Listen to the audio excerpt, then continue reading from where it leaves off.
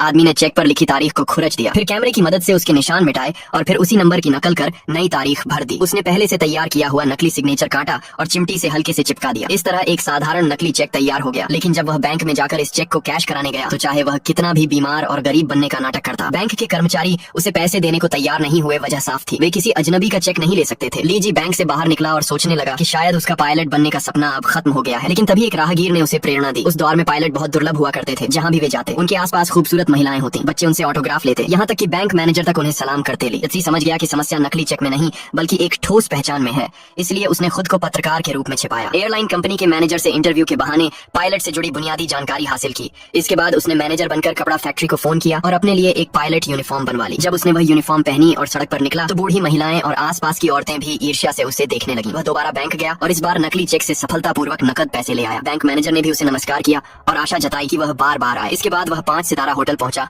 और नकली चेक से कमरा बुक करना चाहा। लेकिन मैनेजर से उसे पता चला कि पर्सनल चेक से सिर्फ $100 ही एक्सचेंज किए जा सकते हैं, जबकि एयरलाइन कंपनी के क्रेडिट कार्ड से $300 तक बदले जा सकते हैं। यह सुनकर लीजी बेहद उत्साहित हो गया। वह तुरंत अपने कमरे में लौटा और क्रेडिट कार्ड बनाने की तैयारी शुरू की। पहले उसने प्रिंटर से चेक का टेम्पलेट प्रिंट किया, फिर एयरलाइन कंपनी के लोगो वाले विमान मॉडल को पानी में भिगोकर 24 घंटे तक रखा। उसके बाद लोगो को निकालकर नकली चेक पर चिपका दिया और नई चीनी डिक्शनरी पर रखकर दबा दिया ताकि लोगो और चेक अच्छे से जुड़ जाए। वह यह चेक बैंक ले गया और काउंटर पर बैठी लड़की को दिया। जब लड़की चेक की जांच करने लगी तो लीजी ने कहा, माफ कीजिए, आप शायद यह अक्सर सुनती होंगी, लेकिन आपकी आंखें अब तक की सबसे खूबसूरत हैं जो मैंने देखी हैं। यह सुनकर लड़की लाल हो गई और बिना हिचकिचाए चेक बदल दिया। इस अनुभव के बाद छोटा लीजी और भी नकली चेक बनाने लगा। उसकी नकली तकनीक दिन ब दिन और परफेक्ट होती जा रही थी। एक सुबह वह ढेर सारे चेक लेकर बैंक पहुंचा, लेकिन बैंक खुलने में अभी 1 घंटा बाकी था। मैनेजर ने उसे बताया कि अगर जल्दी है तो वह एयरपोर्ट काउंटर पर जाकर पायलट की पहचान से चेक एक्सचेंज कर सकता है। लीजी को ये जानकर हैरानी हुई कि एयरपोर्ट पर भी कर्मचारियों के लिए यह सुविधा है। वह तुरंत एयरपोर्ट पहुंचा। वहाँ उसने न केवल चेक बदला बल्कि यह खुशखबरी भी मिली कि वह इस पहचान के साथ दुनिया में कहीं भी मुफ्त में उड़ान भर सकता है। ये सुनते ही उसने बिना सोचे विचारे कप्तान बनकर